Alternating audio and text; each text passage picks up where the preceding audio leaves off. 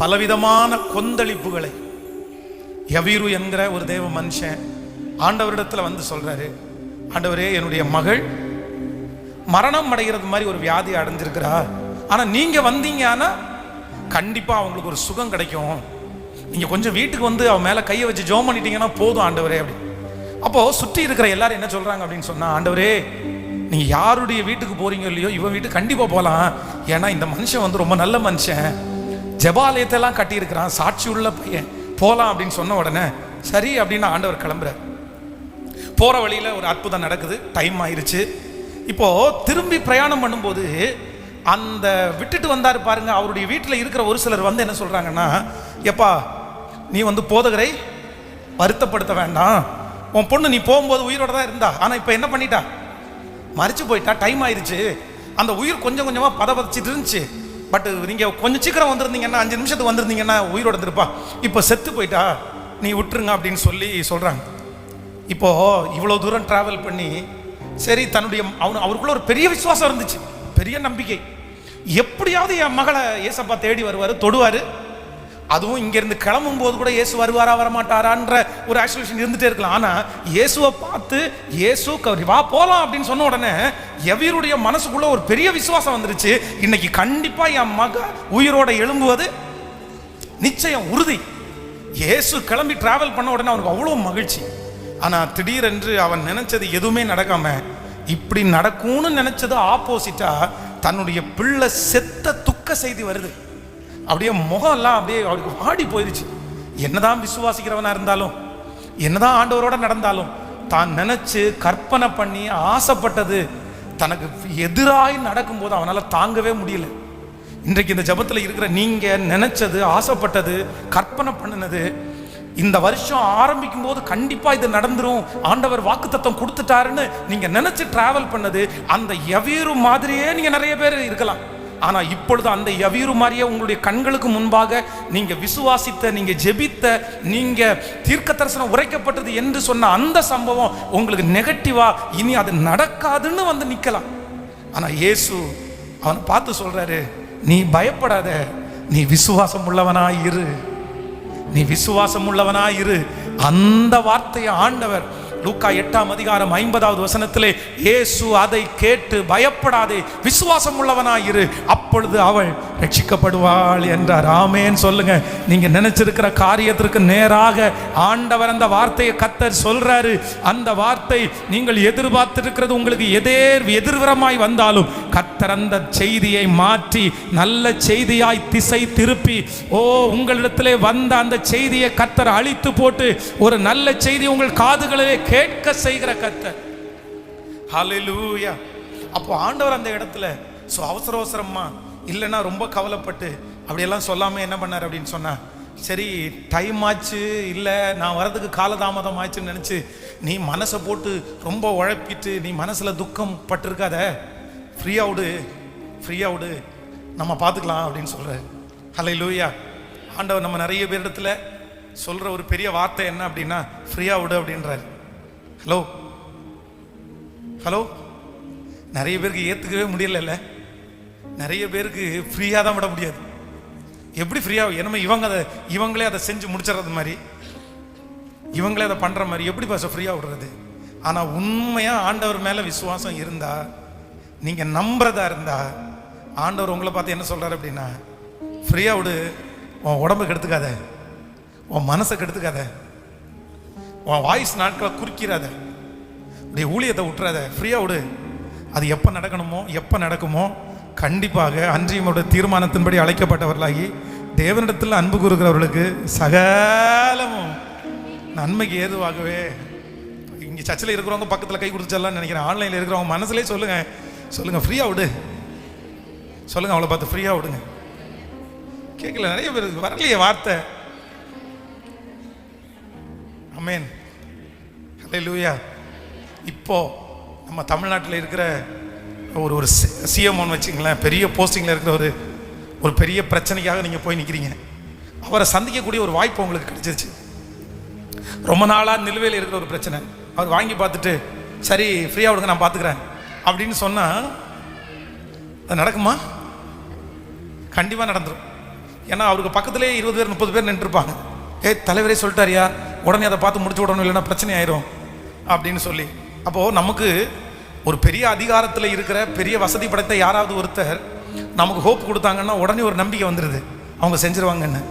நான் சொல்கிறேன், இப்போ உங்களுக்கு எனக்கு நம்பிக்கை கொடுக்குற ஒரு மனிதன் அல்ல, கர்த்தர் நம்பிக்கையை கொடுக்குறார். முந்தினவைகளை நினைக்க வேண்டாம், பூர்வமானவைகளை சிந்திக்க வேண்டாம். இதோ நான் புதிய காரியத்தை உனக்கு நான் செய்வேன், அது வனாந்தரத்திலே வழியையும் அவாந்தர வெளியே ஆறுகளையும் உண்டு பண்ணுவேன். ஏசாயா 43 அதிகாரம் 18 19 வசனத்தை கர்த்தர் அப்படியே ஆம் என்றும் ஆமேன் என்று நமக்கு அப்படியே நிறைவேற்ற போறார். ஆமேன், ஹல்லேலூயா. ஸோ இன்னைக்கு இந்த உபவாச ஜெபத்தினுடைய சாராம்சமே என்ன அப்படின்னு சொன்னா, தேனை கண்டாயானால் மட்டாய் சாப்பிடு, மிதமிஞ்சி சாப்பிட்டா வந்து எடுப்பாய். அதனால இன்னொன்று கீவேர்டு மாதிரி வச்சுக்கோங்க, ஃப்ரீயா விடு. ஹல்லேலூயா. அதுக்காக நமக்கு முன்னாடி இருக்கிற எதையுமே நம்ம என்ன பண்ணிட வேண்டாம், எதையுமே இழந்துட வேண்டாம், எதையுமே இழந்துட வேண்டாம். அதான் வேதத்தில் ஆண்டவர் சொல்லியிருக்கிறாரு, ஆனால் அனாதை பிள்ளைகளுக்கோ அநேக தாய் தகப்பன் இருக்கிற மாதிரி, அது மாதிரி பிள்ளை இல்லாத மலடிக்கு வந்து அநேக பிள்ளைகள் இருக்கிறது மாதிரி நமக்கு வந்து இந்த உலகத்தில் ஒரு ஆசீர்வாதம் கொடுக்கப்படாவிட்டா இந்த உலகமே நமக்கு ஆசீர்வாதம் கேட்கல. சில ஆசீர்வாதங்கள் நமக்கு கொடுக்கப்படாவிட்டா நமக்கு ஒன்றா கொடுக்கறதுக்கு ஆண்டவர் விருப்பம் இல்லை, 1000 நமக்கு கொடுக்கறதுக்கு கர்த்தர் விருப்பமாக வச்சிருக்கிறார். ஆமென். நீங்கள் ஒருத்தருக்காக ஒன்றுக்காக ஆசைப்படுவீர்கள், ஆனால் ஆண்டவர் சொல்கிறாரு, உன்னை ஒருத்தரை நம்பி இல்லை, திரளானதை நம்பி நான் உனக்கு வச்சிருக்கிறேன். ஆமென் சொல்லுங்க பார்க்கலாம். ராஜ்யம் எனக்குள்ளே வந்ததால் சூழ்ச்சிகள் என்னை ஒன்றும் செய்யாது, அற்புதம் எனக்காக செய்பவர் என்னை அதிசயமாய். எல்லாருடைய கரங்களையும் தட்டி ஹல்லேலூயா, ஆமென் ஜீசஸ். ராஜ்யம் எனக்குள்ளே வந்ததா, சூழ்ச்சிகள் என்னை ஒன்றும் செய்யாதே. ராஜ்யம் எனக்குள்ளே வந்ததால் சூழ்ச்சிகள் என்னை ஒன்றும் செய்யாதே. அற்புதம் எனக்காக செய்பவர் அதிசயமாய் வழி நடத்துவார். அற்புதம் எனக்காக செய்பவர் என்னை அதிசயமாய் வழி நடத்துவார். அவரே என்னை காப்பவர், அவரே என்னை காண்பவர், அவரே என்னை காப்பவர், அவரே என்னை காண்பவர். சிங்கக்கேவியோ சூளை நெருப்போ அவர் என்னை காத்திடுவார். பாடிக்கொண்டே விசுவாசத்தோடு பாடிப்போ அவர் என்னை காத்திடுவார். எதிரிகள் என்னை சுற்றி வந்தாலும் தூத சேனைகள் கொண்டு என்னை காப்பாரே. எதிரிகள் என்னை சுற்றி வந்தாலும் தூத சேனைகள் கொண்டு என்னை காப்பாரே. ஆவியினால் யுத்தம் வெல்வேனே, சாத்தானை சமுத்திரம் விழுங்குவே. ஆவியினால் யுத்தம் வெல்வேனே, சாத்தானை சமுத்திரம் விழுங்குவே. நீரே என்னை காண்பவர் இயேசுவே, என்னை காப்பவர் இயேசுவே, என்னை காண்பவர், என்னை காண்பவர். சிங்கக்கேவியோ சூளை நெருப்போ அவர் என்னை காத்திடுவார்.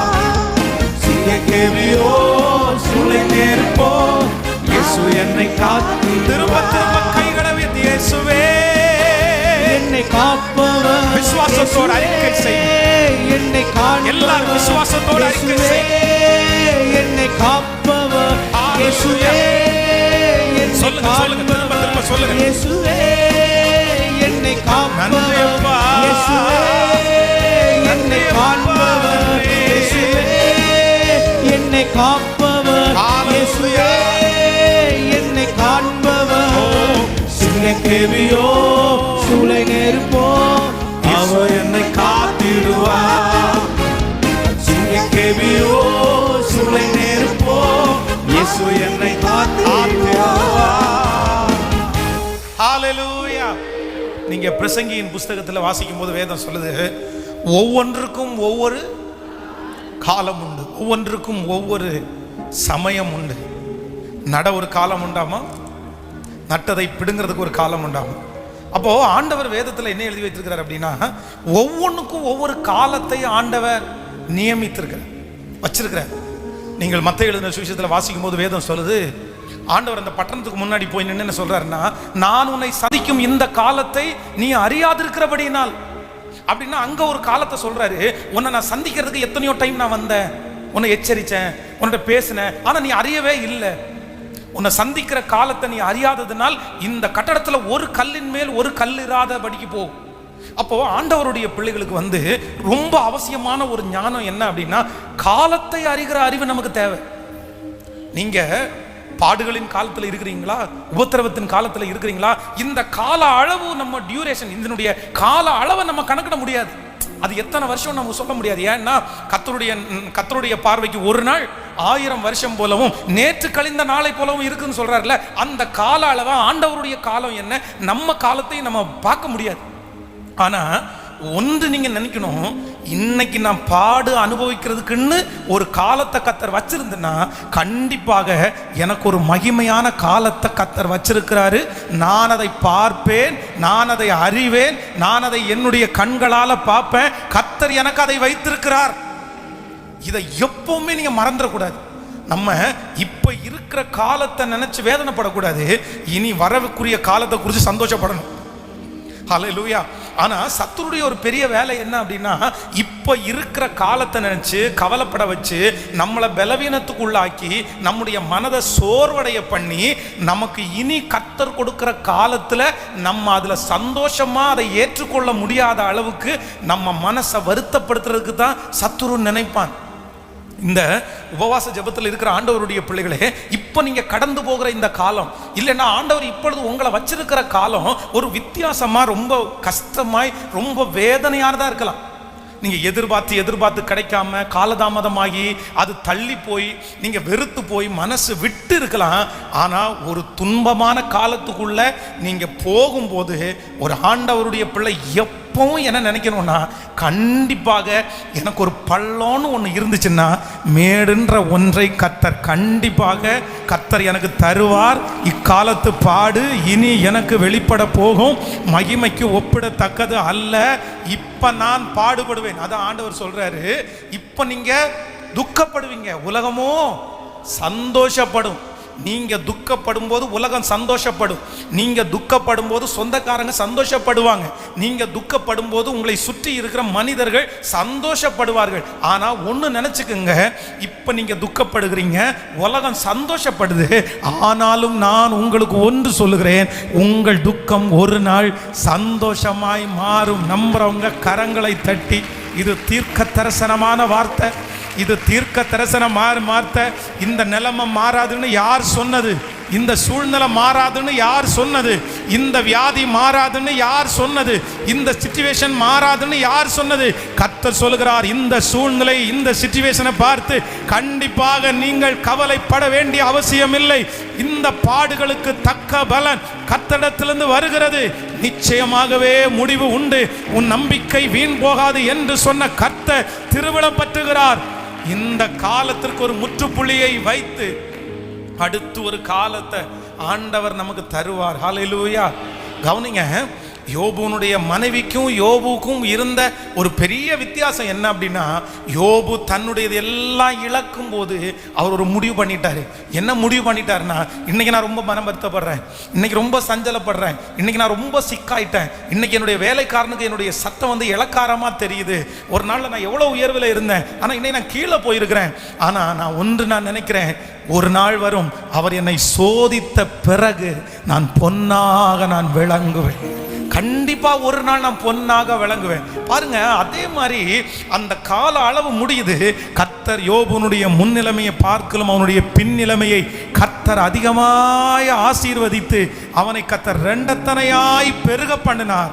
அந்த ரெண்டத்தனையாய் பெருக பண்ணும்போது இந்த தேவ மனுஷன் எவ்வளவு சந்தோஷமா அந்த ஆசீர்வாதத்தை கொண்டாடி இருப்பாரு. ஆனா என்னதான் இருந்தாலும் யோபுனுடைய மனைவிக்கு ரெண்டாவது கொடுத்த ஆசீர்வாதத்தை கண்டிப்பா அவங்களால சந்தோஷமா கொண்டாடி இருக்க முடியாது. ஏன் தனக்கு சோதனையான ஒரு காலத்துல அவங்க என்ன பண்ணாங்கன்னா முறுமுறுத்தாங்க. அவங்களுக்கு ஆண்டவர் ரொம்ப சத்தம் போட்டாங்க. நீர் இன்னும் உம்முடைய உத்தமத்தில் அப்படின்னா நீ பரிசுத்தமா இருந்து என்ன பிரயோஜனம் ஐயா? நீ வேலைக்காரனுக்கு உண்மையா இருந்து என்ன பிரயோஜனம் ஐயா? நீ சன்மார்க்கனா இருந்து என்ன பிரயோஜனம் ஐயா? நீ தேவனுக்கு பயப்பட்டு பொல்லாப்புக்கு விலகி என்னையா பிரயோஜனம்? அந்த தேவனுக்காக நீ பண்ணி உனக்கு எதுவுமே கிடைக்கல. அதனால தேவனை தூசித்து ஜீவனை விடும் அப்படின்னு சொன்னாங்க. ஆண்டவரை தூசிக்க சொல்லிட்டாங்க. ஃபர்ஸ்ட் அவங்களுடைய ஆவிக்குரிய வாழ்க்கை பேசினாங்க, ரெண்டாவது கர்த்தரையே பேசினாங்க. நீ எதுக்கு உத்தமத்தில் உறுதியா இருக்கிற? தேவனை தூசிச்சிரு.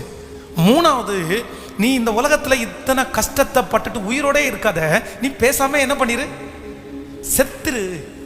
நம்முடைய வாழ்க்கையில் சோதனையினுடைய உச்சகட்டத்துக்கு நீங்கள் போகும்போது இந்த 3 விதமான சூழ்நிலையும் உங்களுக்கு வரும்ன்றதை நீங்கள் மறந்துடாதீங்க. ஃபஸ்ட்டு என்ன பரீட்சை வரும் தெரியுமா? விசுவாச பரீட்சை வரும். உங்களுடைய ஃபெய்த்துக்கே உங்களுக்கு ஒரு சோதனை வரும். உங்கள் உழைப்பிற்கு, உங்களுடைய ஜெபத்திற்கு, உங்களுடைய ஆவிக்குரிய வாழ்க்கைக்கு முதல்ல ஒரு சோதனை வரும். சத்துரு அப்படி தான் வருவான். நீ என்ன ஜெபம் பண்ண? நீ ஜெபம் பண்ணி என்ன கண்ட? நீ நல்லா வாழ்ந்து என்ன கண்ட? நீ போய் பேசாம உண்மையை பேசி நீ என்னத்தை பார்த்துட்ட? நீ பொறுமையா போய் என்னத்தை கண்ட? நீ விட்டு கொடுத்து உனக்கு என்ன கிடைச்சிருச்சு? நீ பைபிளை தூக்கி போனியே, என்ன உனக்கு கிடைச்சிருச்சு? இது ஃபர்ஸ்ட் சோதனை.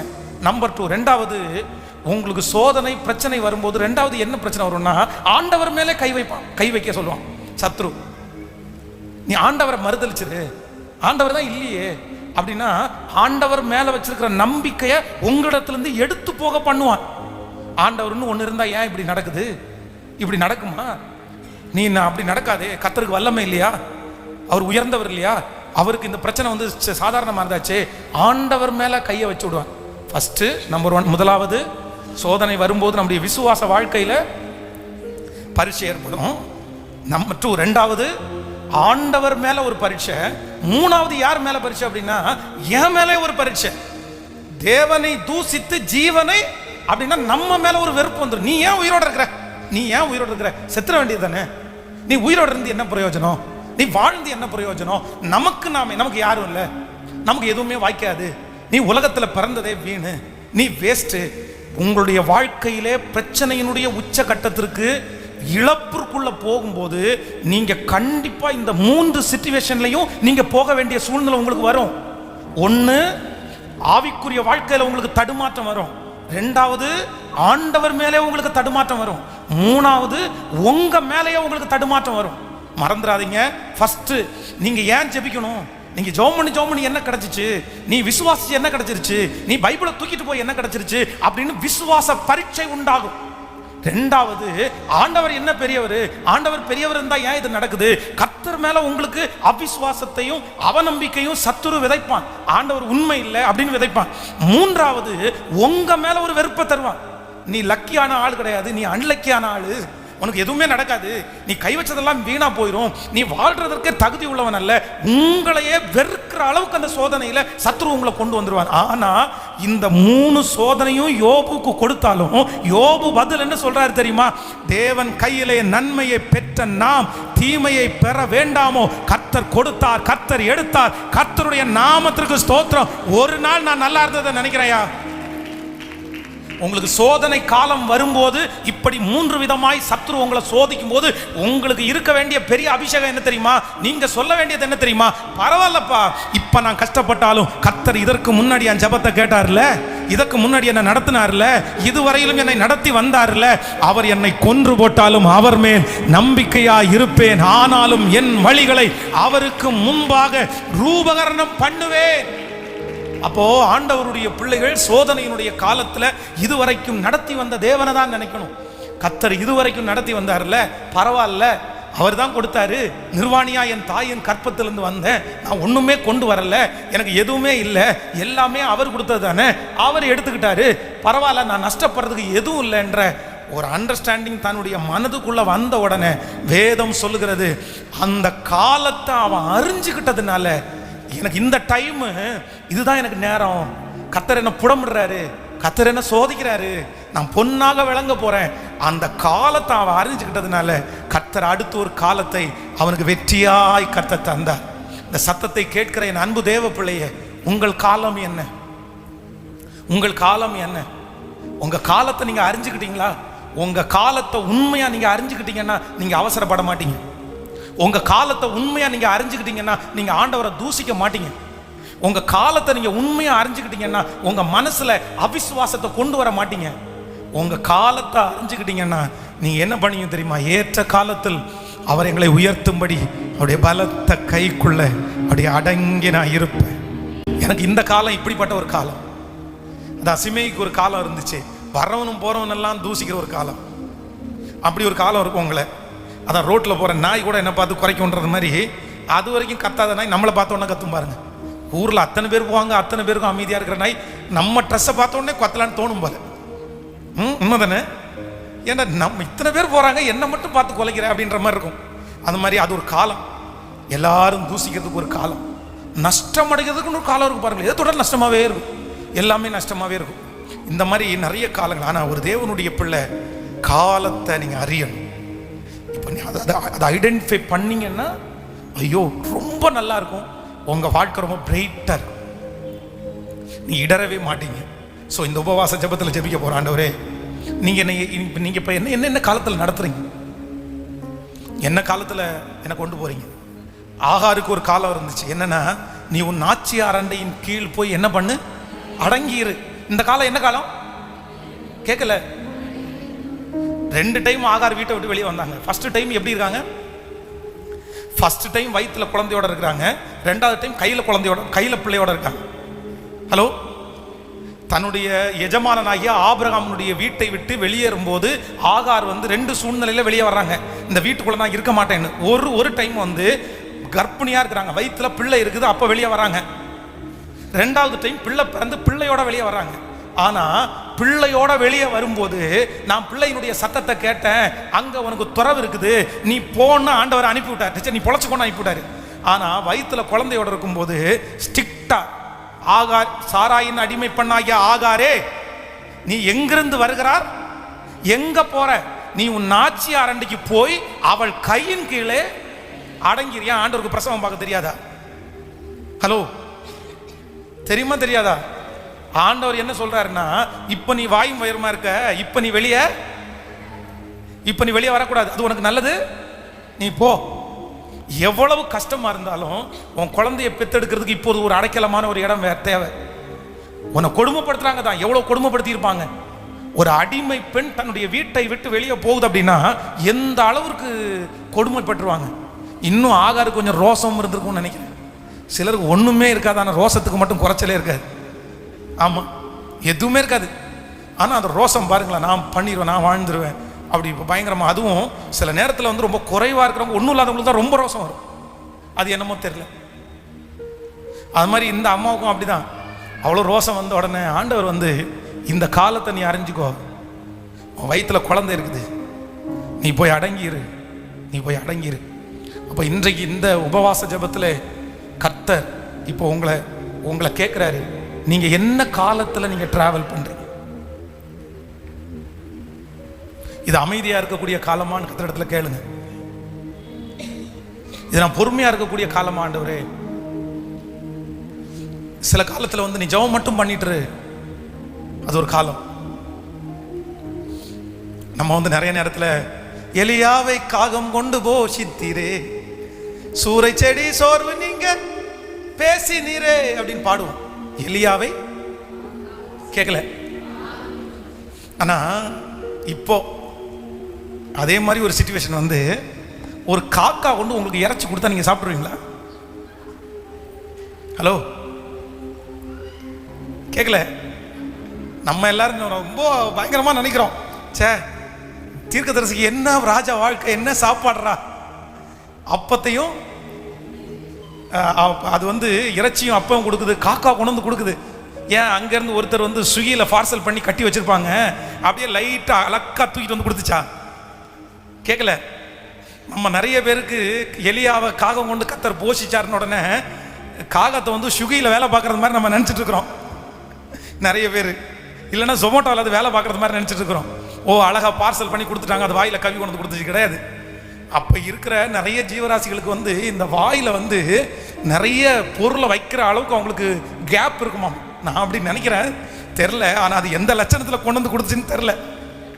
காக்கா எங்கே வேணாலும் போய் உட்காரும், எந்த மாம்சத்துக்கு மேலே வேணாலும் போய் உட்காரும், அழுகுனதுக்கு மேலே உட்காரும்.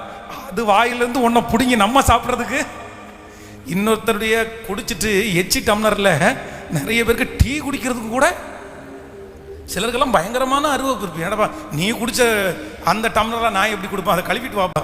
கண்டிப்பாக நான் குடிக்க மாட்டேன். சிலர் சாப்பிட்டு வச்ச தட்டில் வந்து சிலர் சாப்பிட மாட்டாங்க. அது நான் சொல்கிறேன். ஆனால் வந்து ரொம்ப வெளியே உள்ளவங்களுடைய தட்டில் நீங்கள் சாப்பிடணும்னு அப்படி அவசியம் கிடையாது. ஆனால் வந்து நம்மை நேசிக்கிற ஒரு கணவன், ஒரு கணவனார், ஒரு மனைவியினுடைய இந்த மாதிரிலாம் நீங்கள் சாப்பிடலாம். இந்த ஓவர் சுத்தம் பார்க்குறவங்க எல்லாருமே வந்து அவங்களுடைய கடைசி ரொம்ப நாட்களில் ரொம்ப சுத்தமாக இருந்தது மாதிரி தெரியல எனக்கு. இல்லை, நான் பார்த்த வரைக்கும், நான் அவங்கள நெகட்டிவாக பேசுகிறேன்னு நினைக்காதீங்க. இந்த ரொம்ப ஓவர் சுத்தம் பார்க்குறாங்க பாருங்களேன், இவங்களுக்கெல்லாம் அந்த லாஸ்ட் டைம் அவங்க வயசாகும் போது பார்த்தீங்கன்னா சுத்தம் இல்லாத மாதிரியே சூரியங்களாம் வந்து மாட்டிடுவாங்க. அப்போ நீங்கள் கொஞ்சம் வந்து இப்போ கொஞ்சம் இதை அட்ஜஸ்ட் பண்ணி இருக்கிறது நல்லதுன்னு நினைக்கிறேன். ரொம்ப ஓவராக வந்து சிலருக்கு வந்து இறங்கவே இறங்காது, பார்த்தாலே வாந்தி வர்ற மாதிரி இருக்கும். சிலருக்கு அந்த இடத்துல சாப்பாடே ஓடாது. அதான் நான் சொன்னேன் இல்லை, சென்னையிலேருந்து ஒரு குழந்தைய வந்து கோயம்புத்தூரில் கூட்டிகிட்டு வந்து குழந்தைக்கு பாத்ரூம் வந்ததுக்காக எத்தனையோ 32 கிலோமீட்டர் ஏதோ ட்ராவல் பண்ணாங்களாமா பாத்ரூமுக்கு. ஒவ்வொரு வீட்டுக்கும் போய் பாத்ரூமை திறந்து பார்த்து இந்த கக்கூசில் நான் இருக்க மாட்டேன்னு வெளியே போயிருமாம். கேட்டால் அது சுத்தம் இல்லையாமா. அதுக்கப்புறம் எங்கேயோ இங்கேருந்து ஒரு 25 கிலோமீட்டர் தாண்டி போய் ஒருத்தவங்க புது வீடு கட்டினேன், அந்த பாத்ரூம் போனதுக்கப்புறம் தான் அந்த குழந்தைக்கு பாத்ரூமே வந்துச்சாமா. இப்படி பிள்ளைகளை வளர்த்துனா அப்புறம் என்ன பண்ணுறது? அதனால் வந்து ரொம்ப ஓவராக வந்து ரொம்ப எக்ஸ்ட்ரீமாக சிலர் வந்து இருப்பாங்க. அது வந்து ரொம்ப தவறு. அது நம்ம சுத்தமாக இருக்கணும்னு பைபிள் சொல்லுது. கர்த்தர் வந்து நம்முடைய வீட்டில் உலாவும் போது அசுத்தத்தை பார்க்கக்கூடாதுன்னு சொல்லுது. ஆனால் அதே நேரத்தில் ஆண்டவருடைய பிள்ளைகளுக்கு வந்து யூதரிடத்துலையும் சாப்பிட்றதுக்கு உங்களுக்கு மனசு இருக்கணும், கேட்கல கிரேக்கர் இடத்துல சாப்பிட்றதுக்கும் உங்களுக்கு மனசு இருக்கணும். எந்த சூழ்நிலை வந்தாலும் மனரம்யமாக இருக்கிற அளவுக்கு நீங்கள் வளர்ந்துட்டீங்கன்னா போதும், அது போதும். மெத்தையிலையும் படுப்பேன், கீழையும் படுப்பேன், இந்த தட்டிலையும் சாப்பிடுவேன், இந்த தட்டிலையும் சாப்பிடுவேன், இந்த சாப்பாடும் சாப்பிடலாம், இந்த சாப்பாடும் சாப்பிடலாம். அந்த அளவுக்கு நீங்களும் உங்களுடைய பிள்ளைகளும் வளர்ந்துட்டீங்கன்னா உங்களுக்கு எங்கே போனாலும் என்ன இருக்காது, கஷ்டமே இருக்காது. நீங்கள் ரொம்ப அழகாக இந்த உலக வாழ்க்கையில் வாழ்ந்துடலாம். அப்போ வந்து எலியாவுக்கு ஆண்டவர் வந்து இந்த காகத்தை கொண்டு கர்த்தர் போஷிக்கிறார் இந்த தீர்க்கதரிசியை. ஆனால் அதை வாங்கி சாப்பிட்டாரு பாருங்களேன் அந்த மனசு. அதனால அற்புதம் நடந்துச்சுன்னு அந்த சூழ்நிலையில் அந்த தேவ மனுஷன் எப்படி இருந்தாருன்னா ரொம்ப மனரம்யமாய் பரவாயில்ல, இது எனக்கு இந்த காகத்திட்டத்திலேருந்து வாங்கி சாப்பிட்றதுக்குன்னு ஒரு காலத்தை ஆண்டவர் வச்சிருக்கிறார். ஆண்டவரே இதை அனுப்புங்க, காகம் எனக்கு வேண்டாம் அப்படின்னு சொல்லலை. ஆனால் அடுத்து பார்த்தீங்கன்னா அடுத்த ஸ்டெப் இதை விட ஒரு நல்ல இடத்துல கர்த்தர் கொண்டு போகிறாரு. எங்கள் சாரி பார்த்து ஓகே, அந்த அம்மா வந்து விறகு பொறுக்கிட்டு இருக்குது, கொஞ்சம் மாவையும் பத்திரமா வச்சிருக்கிற அம்மா. அப்போ முதல் சுடுகிற அடையை எனக்கு கொண்டு வா அப்படின்றாங்க. அடுத்த ரெண்டாவது கர்த்தர் ஒரு நல்ல இடத்துக்கு. அந்த மாதிரி ஆண்டவர் வந்து கர்த்தர் சொல்கிறாரு, நட ஒரு காலம் உண்டு, நட்டதை பிடுங்க ஒவ்வொன்றுக்கும் ஒவ்வொரு காலம் உண்டு. ஹல்லேலூயா. ஆண்டவரே, ஒன்று எல்லாரும் கர்த்தரிடத்தில் கேளுங்க, எனக்கு நீங்கள் என்ன காலத்தில் என்ன நடத்துறீங்க, எனக்கு இப்போ என்ன காலம்? சிலருக்கு ஆண்டவர் உணர்கிறதுக்காக ஒரு காலத்தை கொடுத்துருக்கலாம். நீ செஞ்ச தப்பெல்லாம் உணர்கிறதுக்காக தான் இந்த காலத்தை நான் கொடுத்துருக்குறேன். நீ மனம் திரும்பு, நீ ஒப்புக்கொடு, நீ விட்டுக்கொடு. அதனால் அந்த காலத்தை நீங்கள் அறிஞ்சிட்டிங்கன்னா உங்களுக்கு ஒரு பெரிய மகிமையை கற்று தர வல்லவராக இருக்கு. கைகளை எல்லாரும் உயர்த்தி கத்திடத்தில் டைம் போடுங்க. எல்லாரும் ஆண்டவருடைய சமூகத்தில் கைகளை உயர்த்தி, உங்கள் காலம் என்ன? இது அடங்கி இருக்கிறதுக்குன்னு காலமா? இது விசுவாசிக்கிறதுன்ற காலமா? ஒவ்வொருத்தரும் கேளுங்க. ஆன்லைன்ல இருக்கிற கர்த்தருடைய பிள்ளைகளும் நீங்க கேளுங்க. நீங்க ஆண்டவருடைய சமூகத்தில் கேளுங்க, இது என்ன டைம்? இது நீங்க தைரியப்படுகிறதுக்கான ஒரு காலமா இருக்கலாம்.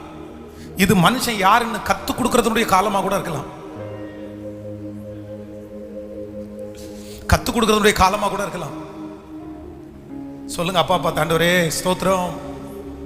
ஒவ்வொருத்தரும் இந்த காலத்தில் நான் என்ன பண்ணணும், இந்த காலத்தில் நான் என்ன பண்ணணும், இந்த காலத்தில் என்ன பண்ணணும்? நீரோ மாறாதவர், ஆண்டுகள் முடிவதில்லை. நீரோ மாறாதவர், ஆண்டுகள் முடிவதில்லை. காலங்கள் மாறலாம், காட்சிகள் மாறலாம், கனவுகள் மாறலாம், கர்த்தர் நீர் மாறாதவர்.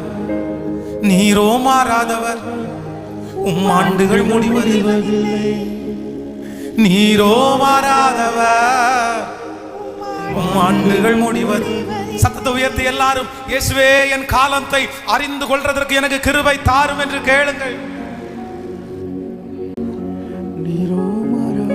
ஹalleluya. சத்தத்தை உயர்த்தி, ஆண்டவரே இந்த பிரசங்கம் நடந்து கொண்டிருக்கும் போதே நாங்க ஜெபிக்கிறோம். இந்த வார உபவாச ஜெபத்திலே எங்களுக்கு ஒரு கிருபை வேண்டும். நீர் எங்களுக்கு எந்த காலத்தை நீர் அனுமதித்திருக்கிறீர்? நாங்க கடந்து போகிற இந்த காலம் என்ன? எனக்கு தெரியும், கண்டிப்பா ஒரு நாள் இந்த காலம் மாறும். இந்த சூழ்நிலை ஒரு நாள் கண்டிப்பாக மாறும். கர்த்தர் ஒரு நாள் துன்பத்தை நான் பார்க்கிறேன் என்றால் மகிழ்ச்சியை கண்டிப்பாக என்னுடைய கண்களை கர்த்தர் காண பண்ணுவார். ஆண்டவரே இந்த காலத்தில் நான் என்ன செய்ய வேண்டும்? எனக்கு போதித்தருளும் ஆண்டவரே. ஹல்லேலூயா. கண்களை திறந்து பாருங்கள் ஆண்டவருடைய பிள்ளைகளை. காலத்தை கண்டுபிடிக்கிறது தான் உங்களுக்கு இருக்கிற பெரிய வெற்றி. காரணமே இல்லாம ஒருத்தர் திட்டுவாங்க பாருங்க, காரணமே இருக்காது. நீங்க எதிர்த்து பேச முடியும், நீங்க சத்தம் போட முடியும். ஆனா உங்க மனசு என்ன கேட்கணும் அப்படின்னு சொன்னா, இது என்ன காலம், இது என்ன காலம். அப்பதான் ஆண்டவர் சொல்வார், நீ எல்லாத்தையும் கேட்டு அமைதியாரு. ஒரு நாள் எந்த நாவு உனக்கு விரோதமா பேசுதோ அந்த நாவு உன் பட்சத்துல பேசுறதுக்கு ஒரு காலத்தை நான் வைப்பேன். தாவீத காலத்திற்கு முன்னாடி எத்தனை பேர் அவசரப்படுத்துறாங்க? தாவீத எதுக்கு அவசரப்படுத்துறாங்க? நீ பழி வாங்கு. அதான் சவுல் தான் கெபிக்குள்ள உட்கார்ந்து இருக்கிறான். சவுல் முன்னாடி உட்கார்ந்து இருக்கிறாரு. கையில பட்டயம் இல்லை, பாதுகாப்புக்காக ஆள் இல்லை. தாவீதுக்கு பின்னாடி அத்தனை படை வீரர்கள் இருக்கிறாங்க. சரியான நேரம். சுத்தி இருக்கிறவங்க என்ன சொல்றாங்க அப்படின்னு சொன்னா, இது ராஜாவா உங்ககிட்ட மாட்டினது இல்ல, கர்த்தர் உன் கையில இவனை என்ன பண்ணிருக்கிறாரு, சிக்க வைக்கிறாரு. இது ரைட் டைம், அவனை கொன்றலான்றாங்க. ஆனா சவுலை கொல்லுவதற்கு தங்களுடைய மனிதர்கள் அவன் மேல கை எடுக்காதபடி தாவீது தடுத்து நிறுத்தி, கர்த்தர் அபிஷேகம் பண்ண நம்பர் மேல நம்ம கை வைக்க கூடாதுன்னு சொன்னான். தாவீது எதை அறிஞ்சிருந்தார் தெரியுமா? பட்டயம் இல்லாத சவுல் அப்படின்னா நமக்கு நிறைய நேரத்தில், நமக்கு இந்த காலத்தில் நம்ம நிறைய பேர் தவறிடுவோம். ஒரு காலத்தில் நம்மளை ரொம்ப பேசினாங்கன்னு வைங்களேன், ரொம்ப பேசி நம்மளை ஒரு அவமானப்படுத்திட்டாங்க. கரெக்டாக அவங்க சிக்க முடியாத அளவுக்கு நம்ம கையில் சிக்கிடுவாங்க. இப்போ அதை நாக்க பிடுங்கிறது மாதிரி கேட்பாங்கன்னு சொல்றாங்கல்ல, அந்த மாதிரி கேட்கக்கூடிய உங்க சான்ஸ், உங்களுடைய டைம் அந்த மாதிரி ஒன்று வாச்சிருச்சு. ஏற்கனவே 2 வருஷத்துக்கு முன்னாடி உங்களை கேட்க கொள்ளாத கேள்வியை கேட்ட நபர், உங்களை அவ்வளவு வருத்தப்படுத்தின நபர், உங்களை காயப்படுத்தின நபர், இப்போ உங்களுக்கு முன்னாடி கை கட்டி நீங்க என்ன வேணாலும் கேட்கலான்ற ஒரு சூழ்நிலையில கொண்டு உங்க முன்னாடி நிறுத்தி இருக்காங்க. நீங்க என்ன பண்ணுவீங்க? என்ன பண்ணுவீங்க? ஆனைக்கு ஒரு காலம் வந்தா பூனைக்கு ஒரு காலம் வரும். கடவுள் என்னன்னு நினைச்ச, ஆண்டவர் என்னன்னு நினைச்ச, எனக்கு அப்பவே தெரியும்டா. நீ பேசும்போது ஒரு நாள் எனக்கு முன்னாடி நிப்ப, நீ கேட்ட அதே கேள்வியை நான் நாக்க பிடுங்குற மாதிரி கேட்பேன்னு சொல்லிட்டு நம்ம நிறைய பேர் கேட்டுருவோம். ஆனா இல்ல, இந்த இடத்துல தாவீது என்ன சொல்றான் அப்படின்னு சொன்னா, வலியா மாட்டினானோ கர்த்தரே என் கையில கொண்டு கொடுத்தாரோ, ஆனா நியாயம் தீர்க்கிற வேலை, சண்டை போடுற வேலை, பேசுற வேலை என்னுடையது. இது காலம் அல்ல. என் கையில வாய்ப்பே கிடைச்சாலும் இந்த காலம் நான் அமைதியா இருக்க வேண்டிய காலம். பக்கத்துல கையை பிடிச்சு சொல்லுங்க. இன்னைக்கு ஃபாஸ்டிங் பிரேயருக்கு வரும்போது இதுக்கு ஜெபம் பண்ணிட்டு தான் வந்தேன். ஆண்டவரே ஒரு காலத்தை கொடுங்க, இந்த நாயெல்லாம் என்ன பேசுது. உண்மைதானே? வரும்போதே நிறைய பேர் ஜெபம் பண்ணிட்டு, நாயெல்லாம் பேசுது ஆண்டவரே, இதுக்கு முன்னாடி நான் பேசணும் ஒரு நாள் அப்படின்னு ஜெபம் பண்ணிட்டு வந்தீங்களா? இல்ல நிறைய பேர் கைவிட்டு கவனிங்க. நிறைய பேர் இந்த மாதிரி சோதனை வராத போது நிறைய பேர் அமைதியா விட்டுருவாங்க. ஆனா இந்த மாதிரி ஒண்ணு வந்துச்சுன்னா, சான்ஸ் கிடைச்சிச்சுன்னா, அந்த சான்ஸ் ஆண்டவராகவே கொடுத்ததான் நினைச்சுறாங்க. தப்பு பண்ணாதீங்க. யோசேப்பை தப்பே பண்ணல, ஆனா தப்பு பண்ணுனாங்க அப்படின்னு ஒரு பொய் குற்றம் சாட்டி அவனை கொண்டு போய் சிறைச்சாலையில போட்டாச்சு. இப்போ இவனுக்கு பதவி எங்க பதவின்னா, போத்திபாரை காட்டிலும் 100 மடங்கு பதவி வேறு கிடைக்குது. இப்போ ஒரு நல்ல சான்ஸ். என்ன சான்ஸ் தெரியுமா? நான் தப்பு பண்ணலன்னு நிரூபிக்கிறதுக்கு சரியான ஒரு நேரம். போத்திபாரையும் அவன் மனைவியும் கூடுவா, ஊரை கூட்டுப்பா, எல்லாம் ட்ரம் மேளம் அடிச்சு கொட்டு மேளம் அடிச்சு ஊரை கூட்டுங்க, எல்லாரையும் நிற்க வைங்க. ஏய் அந்த மைக்கு பிஎஸ் சிஸ்டம் எல்லாம் ரெடி பண்ணு. இந்த போத்திபாருடைய மனைவி கையில் மைக்கு கொடுப்பா. மா சொல்லுமா, நீ அன்னைக்கு என்ன நடந்துச்சு சொல்லுமா, எல்லாருக்கும் முன்னாடி சொல்லுமா. எல்லாரும் என்ன ரொம்ப தப்பா நினைச்சிருக்காங்கல்ல, என் பேர்ல இருக்கிற கண்ண பேர் மாறட்டும். ஏன்னா அந்த அளவுக்கு யோசேப்பு உயர்த்தப்பட்டிருக்கிறான். தனக்கு ஒரு வாய்ப்பு, தன்னுடைய எதிரியை திட்டுறதுக்கு, தன்னுடைய எதிரியை பேசுறதற்கு, தன்னுடைய எதிரிக்கு விரோதமா எழும்புகிறதற்கு ஒரு சரியான வாய்ப்பு அவனுக்கு கிடைக்குது. ஆனா யோசேப்பு அவங்கள மேடையிலே நிறுத்தல, அவங்கள சொல்லவும் சொல்லல, அதை குறித்து கவலையே படலை. நீங்களோ எனக்கு தீமை செய்ய நினைத்தீர்கள், கர்த்தரோ இன்று நடந்து வருகிறபடியே வெகு ஜனங்களை உயிரோடு காக்கும்படியாக அதை எனக்கு நன்மையாய், நல்ல கரங்களை தட்டி நன்மையாய் முடிய பண்ணினார்.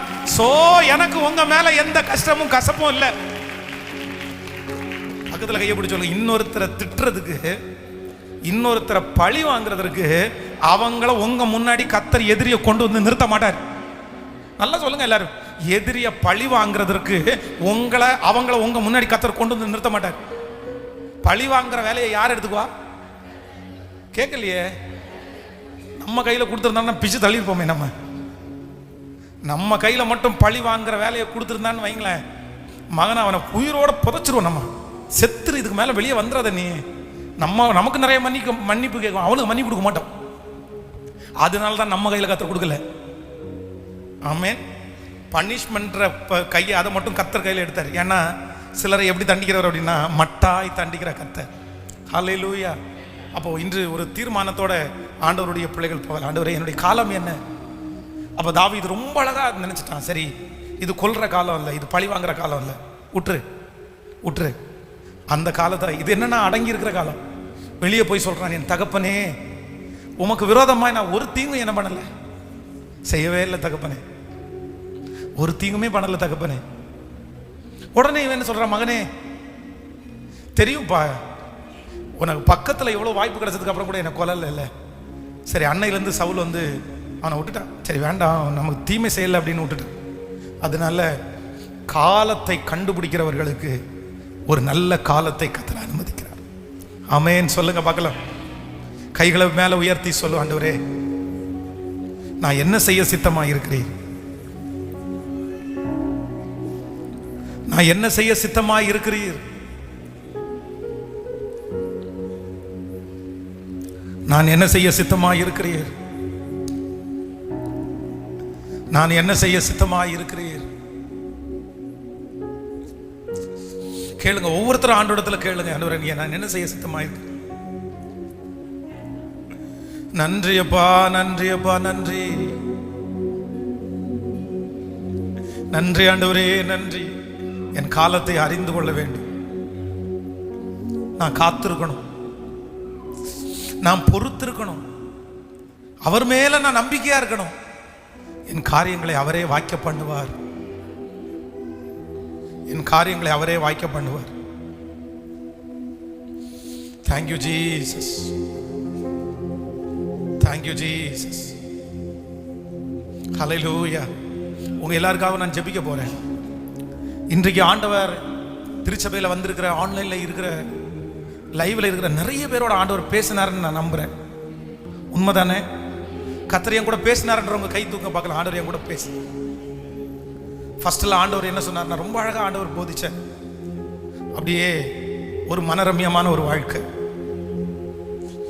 தேனை கண்டாயானால் மட்டாய் சாப்பிடு. ஸோ அளவுக்கு மிஞ்சி எதுலையுமே யோசிக்கவோ இது பண்ணவோ கூட வேண்டாம். சரி, ஒரு லிமிட்டா. ரெண்டாவது ஆண்டவர் நம்மோட கூட பேசினார், ஒவ்வொன்றுக்கும் ஒவ்வொரு காலம். கண்டிப்பா இன்னைக்கு பாடுபடுற உங்களுக்கு ஒரு மகிமையின் காலம் இருக்குது. இன்றைக்கு அவமானப்படுகிற உங்களுக்கு ஒரு காலம் இருக்கிறது. தள்ளப்படுகிற உங்களுக்கு அங்கீகரிக்கப்படுகிற ஒரு காலம் இருக்கிறது. வேண்டாம் என்று உதறி தள்ளப்படுகிற உங்களுக்கு ஒரு காலம் இருக்கிறது. இன்றைக்கு வியாதியா இருக்கிற நீங்கள் சுகமடைகிறதற்கு ஒரு காலம் இருக்கிறது. இன்றைக்கு வெட்கப்பட்டு தலை குனிந்து நிற்கிற நீங்கள் உங்களுடைய தலை நிமிர பண்ணுவதற்கு கர்த்தர் ஒரு காலத்தை கர்த்தர் வைத்திருக்கிறார். சீக்கிரமா அந்த காலம் வரும். கண்டிப்பா இந்த காலத்துல சோர்ந்து போக வேண்டாம். ஆண்டவரே, இந்த காலத்துல சகித்து பொறுமையாய் உங்களை சார்ந்திருக்கக்கூடிய கிருபை மட்டும் எனக்கு தாங்க ஆண்டவரேன்னு கேளுங்க. நான் இப்போ ஒரு மோசமான ஒரு காலத்துக்குள்ள நான் கடந்து போறேன். எல்லா இடத்துலயும் எனக்கு அவமானம் வருது, எனக்கு எல்லாமே எதிரா இருக்குது, எனக்கு நம்பிக்கை கொடுக்கறவங்க யாருமே இல்லை, எல்லாமே என்னை விட்டு போயிருச்சு. நான் இப்பொழுது கடந்து போகிற ஒரு காலம் சந்தோஷமான காலம் இல்லை, ரொம்ப ஒரு கடினமான ஒரு சிக்கலான ஒரு இக்கட்டான ஒரு காலத்துக்குள்ள நான் காலடி எடுத்து வச்சு பிரயாணம் பண்றேன். இந்த காலம் எத்தனை வருஷம் நீடிக்கும், இந்த காலமே என் வாழ்க்கை முழுதும் போகுமோன்னு எனக்கு பயமா இருக்குது அப்படின்னு சொல்லி வந்திருக்கிற ஒவ்வொருத்தருக்கும் கர்த்தராகிய ஆண்டவர் உன்னுடைய வலதுகரத்தை குறித்து கர்த்தர் சொல்லுகிறார், பயப்படாதே, இந்த காலம் முடிவுக்கு வந்த உடனே ஒரு மகிமையின் காலம் உன் தலையின் மேல் வைக்கப்படும். இக்காலத்து பாடுகள் இனி உங்களுக்கு வெளிப்பட போகும். மகிமைக்கு ஒப்பிடத்தக்கது அல்ல. அவமானப்படுவதற்கு ஒரு காலம் உண்டானால் அங்கீகரிக்கப்படுவதற்கு ஒரு காலம் உண்டு. துக்கப்படுகிறதற்கு ஒரு காலம் உண்டானால் சந்தோஷப்படுவதற்கு ஒரு காலம் உண்டு. குறைவா இருக்கிறதுக்கு ஒரு காலம் உண்டானால் நிறைவா இருப்பதற்கு ஒரு காலம் உண்டு. ஆமென். கர்த்தர் சொல்லுகிறார், ஒவ்வொன்றுக்கும் ஒவ்வொரு காலம் உண்டு. பள்ளத்தாக்கின் நடுவிலே நடப்பதற்கு ஒரு காலம் உண்டானால் மேட்டின் மேல் உங்களை நடத்தி வைக்கிறதற்கு ஒரு காலம் உண்டு. எகிப்திலே தங்குவதற்கு ஒரு காலம் உண்டானால் கானான் என்கிற தேசம் ஒரு காலம் உண்டு. நிச்சயமாய் ஒரு காலத்தை கர்த்தர் வைத்திருக்கிறார். ஹல்லேலூயா. இந்த காலத்துல நான் சோர்ந்தே போக மாட்டேன்.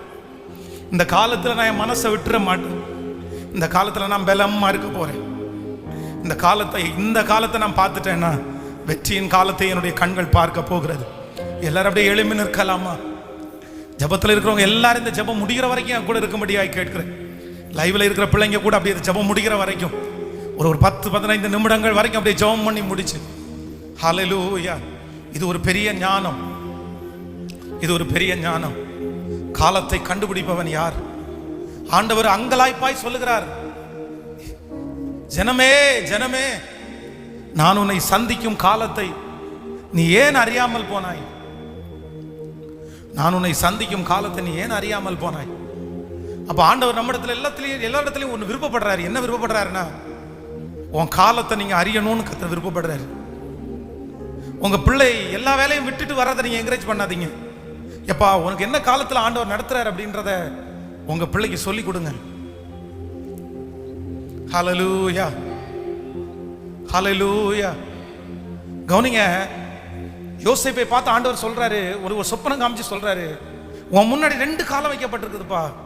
அந்த 2 காலம் எத்தனை வருஷம் தெரியுமா? 7 years 7 years, 7 வருஷம் 7 வருஷம். 14 வருஷத்தை 2ஆ பிரிச்சு 7 வருஷம் 7 வருஷம் ஒரு காலம், 7 வருஷம் ஒரு காலம். அந்த ஃபர்ஸ்ட் 7 years 7 வருஷம் என்ன காலம் தெரியுமா? அது ஆசீர்வதிக்கிற காலம். நீ என்ன போட்டாலும் அது விளைச்சலை கொடுக்கும். அது எந்த இடத்துல போட்டாலும் விளைச்சலை கொடுக்கும். 7 வருஷம் தானியத்துக்கு உனக்கு பஞ்சமே இருக்காது. ஆனா அடுத்து ஒரு 7 வருஷம் வருது. அவன் பார்த்த சொப்பனம் அப்படியே குதிரை அப்படியே நல்லா கொழுமையா இருக்குது. ஆனா ஆப்போசிட்ல வந்த அந்த மெலிஞ்ச அந்த நோஞ்சானா இருக்கிற அந்த மிருகம் இதை முழுங்கிருச்சான். அடுத்த ஒரு 7 வருஷம் பஞ்சகாலம்ன்ற ஒரு காலம் வருது. இந்த 7 ஆண்டுகள் நீ ரொம்ப கிளியரா இந்த காலத்தை கண்டுபிடிச்சு நீ தானியத்தை எல்லாம் சேர்த்து வச்சுட்டேன்னா அடுத்து ஒரு 7 வருஷம் காலம் வருது பாரு, அதுல உனக்கு எந்த பிரச்சனையும் இல்லைன்னு சொல்ற. இதை நிறைய பேர் தவற விட்டு இருக்கிறத என் கண்ணால பார்த்துருக்கிறேன். ஆண்டவர் செழிப்பு ஒரு காலத்தை கொடுப்பாரு பாருங்க. அந்த நாளில் ஊதாரி அவங்கள மாதிரி ஊதாரி யாருமே இருக்க மாட்டாங்க. அதான் காசு வருது இல்ல, அதான் காசு இருக்குது இல்ல, நாளைக்கு கிடைக்கும்ல, நாளானைக்கு கிடைக்கும்ல. ரொம்ப ஜாக்கிரதை. இப்ப யாரையாவது இந்த ஜபத்துல இருக்கிற யாரையாவது கர்த்தர் உங்களை ஆசீர்வதிக்கிறாரா? நீங்க கஷ்டமுள்ள காலத்துல கூட நீங்க கவனமா இருக்கிறீங்களோ இல்லையோ, ஆசீர்வதிக்கிற காலத்துல ரொம்ப கவனமா இருங்க. நீங்க பலமா இருக்கிற காலத்துல ரொம்ப கவனமா இருங்க. உங்க கையில கர்த்தர் அந்த காரியங்களை ஆசீர்வாதங்களை கொடுக்கிற காலத்துல ரொம்ப கவனமா இருங்க. சிலர் அந்த காலத்தை உணராம ஊதாரித்தனமா சுற்றி திரிஞ்சு வேஸ்ட் பண்ணி தூக்கி போட்டு அதற்கு பிறகு கஷ்டமான ஒரு வருஷம் கொடுப்போம் பாருங்க. அப்ப அவங்களால சமாளிக்கவே முடியாது. ஏன்னா ஒண்ணுமே இல்லைல்ல, எதுவுமே இல்லைல்ல. அதனால வாலிப தம்பிகளுக்கு தங்கச்சிகளுக்கு சொல்வேன், இப்போ கல்ல சாப்பிட்டா கூட கரைஞ்சிரும்பா, மண்ணை தின்னா கூட ஜீரணமாயிரும். அது வயசு, அது வயசு. ஆனா இந்த கல்லத்துன்னா கரையும் மண்ணத்துன்னா கரையும் பாருங்க. இந்த காலத்துல அதை உணராதவ சோம்பேறியா இருந்து பசங்களோட சுத்திட்டு ஊர் சுத்திட்டு பேசிட்டு வாழ்க்கையில எந்த அச்சீவ்மெண்ட்டுமே இல்லாம இருந்தா அடுத்த ஒரு காலம் வரும். நீ சாப்பாடே சாப்பிட்டா கூட கரைச்சி கஞ்சி மாதிரி கூத்துனா கூட ஜீரணமே பண்ண முடியாத ஒரு காலம் வரும். அந்த காலத்துல நீ வருத்தப்படக்கூடாது. நிறைய பேர் அப்படிதான். அப்படியே அந்த காலத்துல சோம்பேறின்னு திட்டுனா கோவம் வந்துடும், வேலைக்கு போனா கோவம் வந்துடும், காலையில எந்திரிப்பா அப்படின்னா கோவம் வந்துடும், என்ன இவ்வளவு சீக்கிரமா வந்துட்டேன்னா கோவம் வந்துடும், இவ்வளவு நேரம் படுக்கை விட்டா அப்படி கோவம் வந்துடும். என்ன சோம்பேறின்றியா? நான் வீட்டிலே இருக்கக்கூடாது, தெண்டை சோறு கொடுக்குறீங்கன்னு சொல்லி காமிக்கிறீங்களா? எவ்வளவு பிரச்சனை தெரியுமா? சும்மா படி படி படி படின்னு உயிரை வாங்குறீங்க. நிம்மதியாவே மனுஷன் இருக்க முடியாதா? ஒரு மணி நேரம் மொபைலை பார்க்க முடியாதா? கொஞ்ச நேரம் டிவியை பார்க்கறதுக்கு விட மாட்டீங்களா? எவ்வளவு பேச்சு. ஆனா ஒரு காலம் வரும், ஒரு காலம் வரும். அந்த காலத்துல ஐயோ அப்பாவுடைய வார்த்தையை கேட்கலையே, போதகருடைய வார்த்தையை கேட்கலையே, கணவனுடைய வார்த்தையை கேட்கலையே, மனைவியுடைய வார்த்தையை கேட்கலையே, வருத்தப்பட்டு எந்த பிரயோஜனமும் சொல்லுங்க. ஏன் அப்படின்னா உங்களுக்கு கொடுத்த காலத்துல நீங்க என்னவா இல்ல,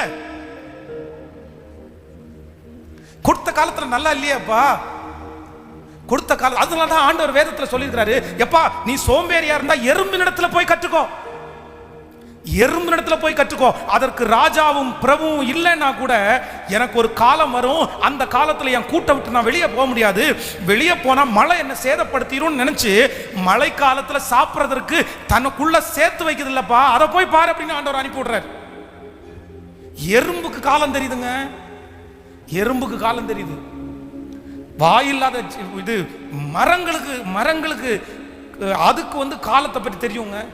தண்ணியெல்லாம் உறிஞ்சு வச்சுட்டு கோடை காலம் வரும்போது நம்ம பட்டு போயிடக்கூடாதுன்னா அது ஒரு காலம், அதுக்கு ஒரு காலம் தெரியுது. உலகத்தில் ஆண்டவர் படைச்ச எல்லா படைப்பிற்கும் ஒரு காலம் தெரியுது.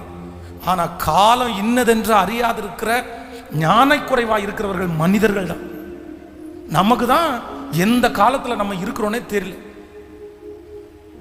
சண்டை போட்டு பிரிஞ்சிடுறது, அதுக்கப்புறம் ஒன்று சேரணும்னு நினைக்கும் போது அவ்வளோதான், குடும்பமே உடஞ்சி நாலா பக்கமும் போயிட்டு திரும்பி ஒன்று சேரவே முடியாமல் இருக்கிறது.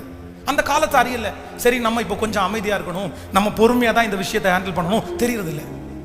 அந்த காலத்துக்கு முன்னாடி அவசரப்பட்டு நீ இல்லை என்ன எனக்கு டைவர்ஸ் கொடு, எனக்கு அப்படி கொடு இப்படி கொடு, அவ்வளோதான் போச்சு. அதுக்கப்புறம் வருத்தப்பட்டு என்ன பிரயோஜனம்? வருத்தப்பட்டு என்ன பிரயோஜனம்? இன்னைக்கு இந்த ஃபாஸ்டிங் பிரேயரை முடிக்கிறதுக்கு முன்னாடி ஜெபம் பண்ணுங்க. எனக்கும் என் பிள்ளைகளுக்கும் எனக்கு இப்ப என்ன டைம்ன்றதை அறிஞ்சிக்கக்கூடிய கிருபை தாங்க ஆண்டவரே. எபேசியர் 5ஆம் அதிகாரம் 16வது வசனம் சொல்கிறது, நாட்கள் பொல்லாதவைகளாய் இருப்பதால் காலத்தை கேட்கல.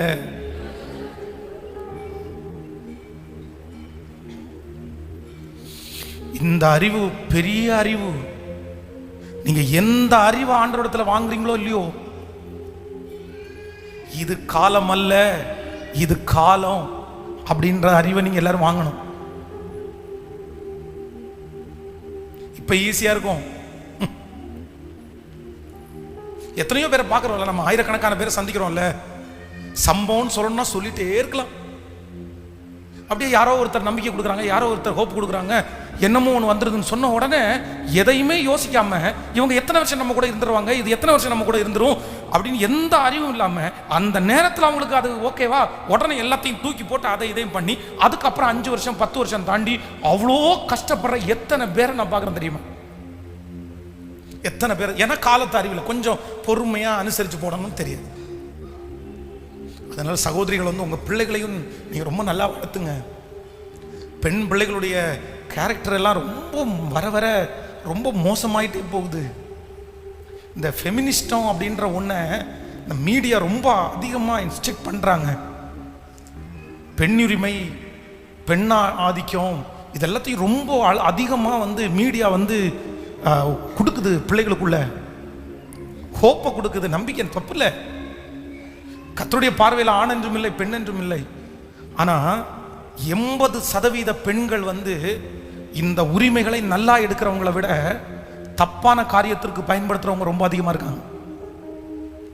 அது நான் சொல்றேன், தாயானவள் பிள்ளையை ஒரு பிள்ளைய வளர்த்தக்கூடிய பெரிய பொறுப்பு யார் கையிலன்னா தாய் கையில். ஆனா இந்த பெண் சுதந்திரம்ன்ற ஒன்று அதிகமாக இன்செர்ட் பண்றதுனால 10 நாள் நான் பார்த்தா 10 நாள் நீ பாரியா, தன்னுடைய பொறுப்பை பிரித்து கொடுக்கறதுனால எத்தனையோ பிள்ளைகளுடைய வாழ்க்கை ஒன்றும் இல்லாமல் போகிறது என் கண்ணு பார்க்குது. இந்த இருக்க ஜபத்தில் இருக்கிற யாராவது ஒருத்தர் இப்படி ஜெபிக்கலாம், பாஸ் உண்மையிலே இது வேற யாருக்கும் இல்லை, எனக்கு தான். என் காலத்தை நான் அறியல, என் டைமை நான் மிஸ் பண்ணிட்டேன். நீங்க சொன்னது மாதிரியே எனக்கு ஒரு காலம் இருந்துச்சு பாஸ்டர், செழிப்பா இருந்துச்சு. ஸோ என்ன மாதிரி என் வாழ்க்கை, எந்த பலன், எவ்வளோ பலன். ஆனால் நான் அது எல்லாத்தையும் தவற விட்டு இன்னைக்கு ஒன்றும் இல்லாமல் உட்காந்துருக்கிறேன். ஆனால் அந்த மாதிரி மறுபடியும் ஒரே ஒரு வாய்ப்பை கொடுத்தா கண்டிப்பாக நான் அந்த மாதிரி வேஸ்ட் பண்ண மாட்டேன். நான் திரும்ப எப்படியாவது நிற்பேன் அப்படின்னு நீங்கள் நினைக்கலாம்.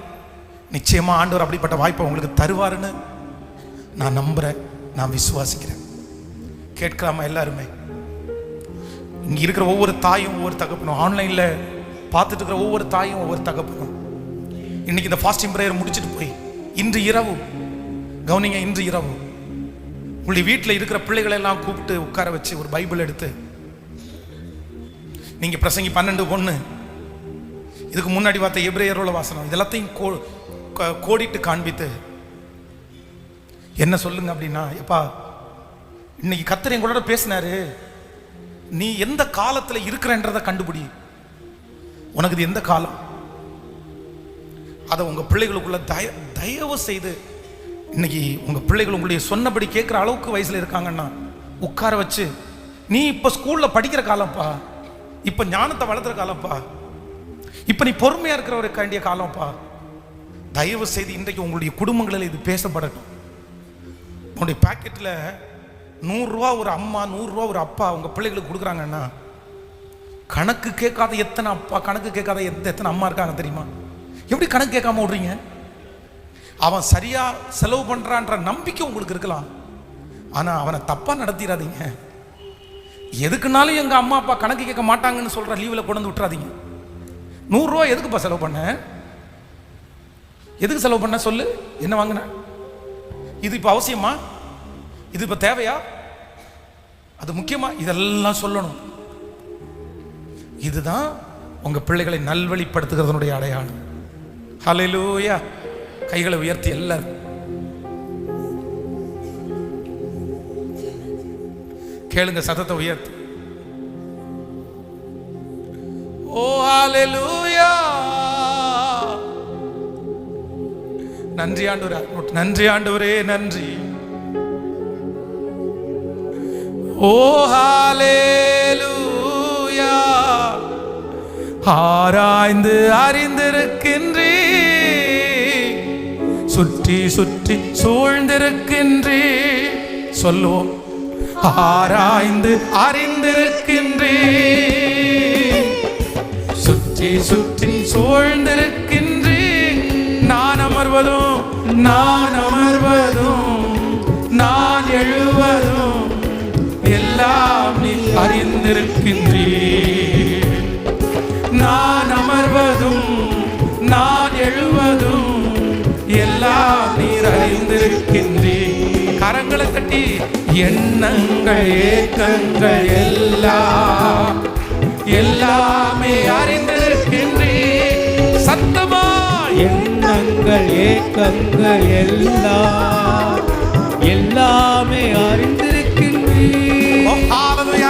நடந்தாலோ அப்பா நீர் அறிந்திருக்கின்றீ. நடந்தாலும் அப்பா நீர் அறிந்திருக்கின்றீ. கைகளை மேல, நன்றி ராஜா, இயேசு ராஜா, நன்றி ராஜா. பாடுவோம்,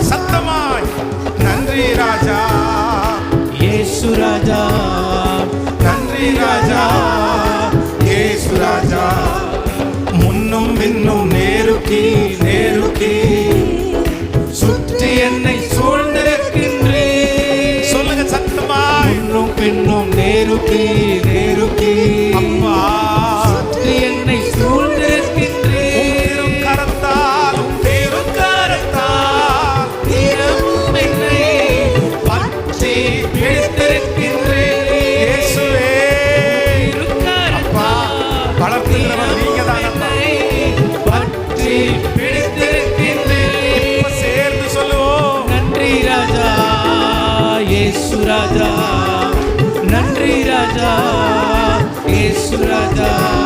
என் கருவையும் கண்கள் கண்டன, மறைவாய் வளர்வதை கவனித்தீரே.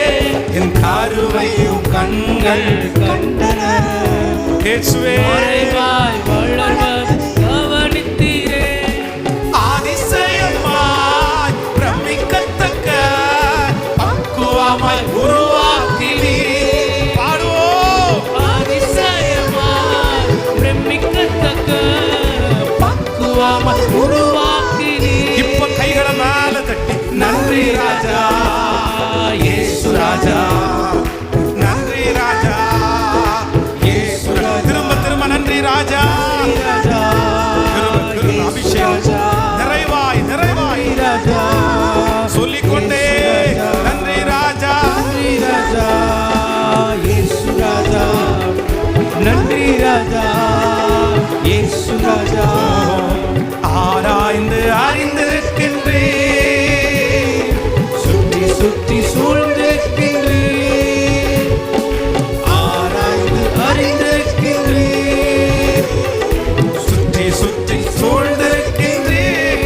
நான் அமர்வதும் நான் அமர்வதும் நான் எழுவதும் நல்லாய் நீ அறிந்திருக்கின்றீர். நான் அமர்வதும் நான் எழுவதும் நல்லாய் நீ அறிந்திருக்கின்றீர். கரங்களை தட்டி கர்த்தரிடத்தில் கரங்களை தட்டி, எனக்கு ஒரு காலத்தை அவர் வைத்திருக்கிறார், எனக்கு ஒரு காலத்தை வைத்திருக்கிறார். இன்று இந்த பாடுகள் மத்தியிலே நான் கடந்து போகிறதற்கு ஒரு காலம் உண்டானால், இந்த பாடுக்கு இணையில்லாத மகிமையை தருகிற ஒரு காலத்தை கர்த்தர் எனக்கு வைத்திருக்கிறார். இந்த அவமானத்திற்கு ஒரு காலத்தை கர்த்தர் வைத்திருக்கிறார். இந்த நெருக்கத்திற்கு ஒரு விசாலமான காலத்தை எனக்காக கர்த்தர், உங்கள் எல்லாருக்காகவும் கர்த்தர் வைத்திருக்கிறார். ஆபகுக் 2:3 சொல்லுகிறது, குறித்த காலத்திற்கு தரிசனம் இன்னும் வைக்கப்பட்டிருக்கிறது, முடிவிலே அது விளங்கும், அது தாமதித்தாலும் அதற்கு காத்திரு, அது நிச்சயமாய் வரும், அது தாமதிப்பது இல்லை. ஹல்லேலூயா. குறித்த காலத்திற்கு நமக்கு எல்லாருக்கும் ஒரு தரிசனம் வைக்கப்பட்டிருக்கிறது. ஒரு 3 காரியத்திற்காக ஜெபிக்க போறோம். ஒன்று என்னன்னா, இந்த உபவாச ஜெபத்துல ஆன்லைன்லையும் கிட்டத்தட்ட லைவ்ல ஒரு 2000 பேர் பக்கத்தில் அவங்க ஆசீர்வதிக்கப்படணும். சிலர் வியாதியோடு இருக்கிறாங்க. இப்போ இங்கே இருக்கிறதுல கூட பொள்ளாச்சிலேருந்து பிரதர் வந்திருக்காங்க, அவங்களுக்கு கிட்னியில் கொஞ்சம் ப்ராப்ளமாக இருக்குது. இன்னும் திருமண தடையாய் நிறைய பிள்ளைங்க வந்திருக்கிறாங்க. குழந்தை பாக்கியத்துக்கு நிறைய பேர் எதிர்பார்த்துட்டு இருக்கிறாங்க. நிறைய பேர் கடனோட வந்திருக்கிறாங்க. ஆனால் நான் நம்புகிறேன், இந்த ஒவ்வொரு வாரத்தினுடைய ஃபாஸ்டிங் ப்ரேயரும் ஒரு மிராக்கிள் சர்வீஸாக நடக்கணும். ஹல்லேலூயா. ஆன்லைனில் அவங்க லைவ்ல பார்த்துட்டு இருக்க அந்த அற்புதம் நடக்கணும். நம்ம இனி சபையில் வாசிக்கிற சாட்சிகள் வந்து நம்ம எப்படி வாசிக்கணும்னா, நான் வெள்ளிக்கிழமை ஃபாஸ்டிங் ப்ரேயரில் அட்டன் பண்ணேன், கர்த்தர் எனக்கு வெள்ளிக்கிழமை ஜெபத்தில் அற்புதம் செஞ்சார். ஆமென். திருமண தடைகள் மாறணும், குழந்தை பாக்கியத்தை ஆண்டவர் தரணும். யாரெல்லாம் எந்தெந்த ஜெப குறிப்போட ஜெபிக்கிறாங்களோ அத்தனை பேருக்கும் அற்புதம் நடக்கணும். கர்த்தருக்கு சித்தமா இருந்தா ஒவ்வொரு வெள்ளிக்கிழமையும் நடக்கிற உபவாச ஜெபத்தில் சர்ச்சு நிரம்பி ஒழியணும். ஹல்லேலூயா. ஞாயிற்றுக்கிழமை ஆராதனைக்கு வர்றது மாதிரி க்ரௌடு வெள்ளிக்கிழமை வந்து இங்கேருந்து போகும்போது அற்புதத்தை பெற்றுக்கொண்டு கடந்து போகணும். ஹல்லேலூயா. ஆன்லைன்லையும் அதே போல இன்னும் ஆயிரக்கணக்கான ஜனங்கள் அதை லைவ்ல அட்டன் பண்ணி அந்த ஆசீர்வாதத்தை பெற்றுக்கொள்ளணும். அதனால ஃபர்ஸ்ட் ஜெப குறிப்பு என்னன்னா, ஆண்டவரே இந்த உபவாச ஜெபத்தில் நீர் இறங்கி வாரும், உம்முடைய வல்லமையை வெளிப்படுத்தும், உம்முடைய அதிசயத்தை காண பண்ணும். எத்தனை பேர் எந்த நிலைமையோட வந்திருந்தாலும் தனித்தனியாய் விசாரிக்கிற கர்த்தர், தனித்தனியாய் இரக்கம் செய்கிற கர்த்தர், இப்பொழுது அற்புதம் நடக்கணும். அந்த பிரதருக்கு அற்புதம் நடக்கணும். தூரத்திலிருந்து இங்கே வந்திருக்காங்க பாருங்க, நிறைய பேர் ஊட்டி, திருப்பூர், பல்லடம், இந்த மாதிரி ஈரோடு, இந்த எல்லா இடத்துல இருந்தெல்லாம் வந்திருக்கிறாங்க. இவங்க எல்லார் மேலேயும் கர்த்தருடைய மகிமை ஊற்றப்படணும். இங்கேருந்து போகும்போது யாரும் வெறுமையாக போகக்கூடாது. ஆன்லைனில் இந்த ஜெபத்தை முடிச்சுட்டு போகும்போது வெறுமையாக போகக்கூடாது. ஒவ்வொருவர் மேலும் ஆண்டவருடைய மகிமை ஊற்றப்படும்படியாய் ஜெபிங்க. சத்தத்தை உயர்த்தி யோபு தன் சிநேகிதனுக்காய் வேண்டுதல் செய்தான். கர்த்தர் கர்த்தர் அவன் சிறையிருப்பை மாற்றினார். தகப்பனே, இஸ்ரவேலின் ஜெயபலமானவரே, இப்பொழுது இயேசுவின் நாமத்தில் அற்புதங்கள் நடப்பதாக, அற்புதங்கள் நடப்பதாக, அந்த ஜெபங்கள் கேட்கப்படாதாக. இயேசுப்பா, இந்த வெள்ளிக்கிழமை உபவாச ஜெபத்தில் இது ஒரு அற்புதத்தின் ஆராதனையா மாறட்டும், இது ஒரு மிராக்கிள் சர்வீஸா மாறட்டும், திருமண தடைகள் மாறட்டும், குழந்தை பாக்கியங்கள் உண்டாவதாக, இயேசுவின் நாமத்தில் உண்டாவதாக. தடைகளை உடைக்கிறவர் எங்களுக்கு முன்னே. ஸ்தோத்திரம், ஸ்தோத்திரம், ஸ்தோத்திரம். எந்த நாட்டிலிருந்து கேட்டாலும், எந்த தேசத்திலிருந்து பார்த்தாலும், எந்த டிஸ்ட்ரிக்ட்ல இருந்து பார்த்தாலும், ஆண்டவரே, மறைஞ்சிருந்து இந்த சத்தத்தை கேட்டாலும் கைத்தட்ட முடியல, சத்தமா ஜோமனுக்கு விடுதலை இல்லை. ஆனா இந்த சத்தத்தை கேட்டுக்கொண்டிருக்கிற இடத்துல உங்க வல்லமை வெளிப்படுவதாக. ஜெபிங்க, நல்ல சத்தத்தை உயர்த்தி, தாயெல்லாம் நல்ல ஜெபிங்க. ஹல்லேலூயா. உம்முடைய வல்லமை வெளிப்படுவதாக. நிச்சயமாகவே முடிவு உண்டு, உன் நம்பிக்கை வீண் போகாது என்று சொன்னீரே. இப்பொழுது அந்த அற்புதம் இன்றைக்கே நடப்பதாக. உமக்கு சித்தமானால் வருகிற வெள்ளிக்கிழமை இதே ஜெபத்தில் சாட்சி, ஆயிரக்கணக்கான சாட்சி, ஆன்லைன் மூலம் ஆயிரக்கணக்கான சாட்சி, சபையில் ஆயிரக்கணக்கான சாட்சி. Thank you Jesus. கர்த்தர் நம்முடைய ஜெபத்தை கேட்டு இன்றைக்கு இந்த ஃபாஸ்டிங் பிரேயர்ல அட்டெண்ட் பண்ணுகிற ஒவ்வொருத்தருக்கும் கர்த்தர் அற்புதம் செய்ய போகிறதற்காய் கரங்களை தட்டி, எல்லாரும் கரங்களை தட்டி கர்த்தரை ஸ்தோத்திரம் பண்ணுவோம். கரங்களை தட்டி கர்த்தர் அற்புதம் செய்ததற்காக, திருமண தடைகள் மாறுகிறதற்காக, எல்லாரும் ஹல்லேலூயா, குழந்தை பாக்கியங்கள் கிடைப்பதற்காக, கடன் பிரச்சனைகள் மாறுவதற்காக, வியாதிகள் சரியாவதற்காக. நன்றியப்பா, நன்றியப்பா. Thank you Jesus. Hallelujah. ஆண்டவர் நம்முடைய ஜெபத்தை கர்த்தர் கேட்டிருக்கிறார். இரண்டாவதாக ஒரு ஜெப குறிப்புக்காக ஜெபிக்க போகிறோம். வருகிற மே மாதம் 2வது வாரம், அதாவது மே மாதம் 2வது வாரம் வருஷம் நம்ம சிறுவர்கள் கொண்டாட்டம் நம்ம வைப்போம். அதே போல இந்த ஆண்டும் சிறுவர்கள் கொண்டாட்டம் 2வது வாரம் 6ஆம் தேதியிலிருந்து ஆரம்பமாகிறது. ஆனால் என்ன அப்படின்னா, இந்த வருஷம் வந்து இந்த டீன்ஸ் பிள்ளைகளையும் யூத்தையும் தனியாக கொண்டு போகலாம் அப்படின்னு நாங்கள் நினச்சிருக்கிறோம். 13 வயதிற்கு மேலுள்ள பிள்ளைகளை தனியாக இந்த 6 நாட்களும் அவர்களுக்காக ஒரு டீன்ஸ் கேம்ப் ஒன்று நம்ம வைக்க போகிறோம். அப்படின்னா அவங்கள வந்து அந்த ஒரு வாரம் முழுக்க அபிஷேகத்தில், வார்த்தையில் நடத்துறது போல. ஸோ நம்ம திருச்சபையில் இருக்கிற பிள்ளைகள் தான் காலையில் சரியாக 9 மணிக்கு ஆரம்பித்து மாலையில் சரியாக 6 மணிக்கு முடிகிறது மாதிரி ஃபுல் டே ஒரு வாரம் முழுக்க அதை நம்ம செய்ய போகிறோம். மத்தியான சாப்பாடு இங்கே கொடுத்துருவோம், சாயந்தரத்துலேயும் அவங்களுக்கு வந்து டீ ஸ்நாக்ஸ் அந்த மாதிரி கொடுத்துருவோம். வெளியூரில் இருந்து வர்ற பிள்ளைகளுக்கு வந்து அவங்க தங்குற இடத்த மட்டும் அவங்க எடுத்துட்டாங்கன்னா ஃபுட்டு இங்கே கொடுக்கலாம் அப்படின்னு நம்ம வந்து நினச்சிருக்கிறோம். இது ஒரு பெரிய ஒரு ஊழியம். இதில் குறைஞ்சது ஒரு 200 பிள்ளைகளை டார்கெட் பண்ணுறோம். ஒரு 200 பிள்ளைகள். அந்த 200 பிள்ளைகளையும் அடுத்தவர்கள் ஊழியம் செய்கிற ஜெனரேஷனாய் கர்த்தர் எழுப்பணும். ஏன்னா அந்த டீன்ஸ் பிள்ளைகளுக்குள்ள ஒரு பெரிய தடுமாற்றம் இருக்குது. அதனால ஆண்டவர் அந்த தேவைகளை கர்த்தர் சந்திக்கணும். ஸோ 200 பிள்ளைகளுக்கு வந்து டெய்லி ஆகாரத்தை கொடுத்து அவங்கள நடத்துறது, நிறைய ஊழியக்காரங்களை கூப்பிட்டு அவங்கள நடத்துறது சுலபம் அல்ல. சின்ன ஃபீஸ் மட்டும் வச்சுக்குவோம். அதனால் அந்த தேவைகள் எல்லாம் கர்த்தர் சந்தித்து அது தடையில்லாமல் நடக்கணும். அந்த ஒரு வாரத்தில் அந்த பிள்ளைங்க எல்லாம் மறுரூபமாக்கப்படணும். அவங்க நிறைய பேர் ஊழியக்காரங்களாக ஒப்பு கொடுக்கணும், நிறைய பேர் மிஷினரிகளாக ஒப்பு கொடுக்கணும், பின்மாறி முன்மாதிரி ஊற்றப்படணும், அவங்க திருச்சபையில் நாட்டப்படணும், அவங்க அம்மா அப்பா ஒரு பெரிய வித்தியாசத்தை பிள்ளைகளுக்குள்ள காமிக்கணும். எல்லாரும் கரங்களை கோர்த்து பிடித்து, ஆண்டவரே, 6ஆம் தேதி முதல் நடக்கிற குழந்தைகளுக்கான அந்த 2 நிகழ்ச்சிகளிலையும் கர்த்தருடைய அசைவாடுதல் ஜெபிக்கலாம். எல்லாரும் சத்தத்தை உயர்த்தி ஜெபிக்கலாம். அந்த சிறுவர்கள் கொண்டாட்டத்தில் ஆண்டவருடைய மகிமை. ஹல்லேலூயா, ஸ்தோத்திரம். சிறுவர்கள் கொண்டாட்டத்தில் ஆண்டவருடைய மகிமை. அந்த டீன்ஸ் கேம்பில் கர்த்தருடைய மகிமை. அப்பா, வாலிபர்கள் மத்தியில் ஒரு எழுப்புதலை தாரும், வாலிபர்கள் மத்தியில் ஒரு எழுப்புதலை தாரும். கர்த்தர் ஒரு பெரிய விலையேற பெற்ற பாத்திரமாய் அவர்களை பயன்படுத்தும். அவருடைய தேவைகள் பரலோகத்திலிருந்து சந்திக்கப்படுவதாக. நல்ல ஊழியர்களை கர்த்தர் கொண்டு வாருங்கப்பா. அந்த ஊழியர்கள் ஸ்தோத்திரம் அத்தனை பேரும் கர்த்தருக்குள்ள அவர்களை நடத்துவதற்கு ஏற்ற கிருபையை, பலத்தை கர்த்தர் கட்டளை இடுவீராகப்பா. ஸ்தோத்திரம், ஸ்தோத்திரம். தடைகளை உடைக்கிற கர்த்தர் நீர்தாமே, அற்புதங்களை செய்கிற கர்த்தர் நீர்தாமே ஐயா. அதுல நிறைய மிஷினரிகள் எழும்பணும், சபை ஊழியர்கள் எழும்பணும், பாஸ்டர் அம்மாங்க எழும்பணும், எங்க குடும்பத்தில் உள்ள பிள்ளைங்க அதுல எழும்பணும். ஆண்டவரே, அபிஷேகம் பெறாத பிள்ளைகள் அபிஷேகம் பெறணும். ஸ்தோத்திரம். கர்த்தர் பெரிய சாட்சியாய் நிறுத்துகிறதற்காக கரங்களை தட்டி கர்த்தரை மகிமைப்படுத்தலாம். ஸ்தோத்திரம். நல்ல கரங்களை தட்டி. ஆமென். Thank you Jesus. Hallelujah.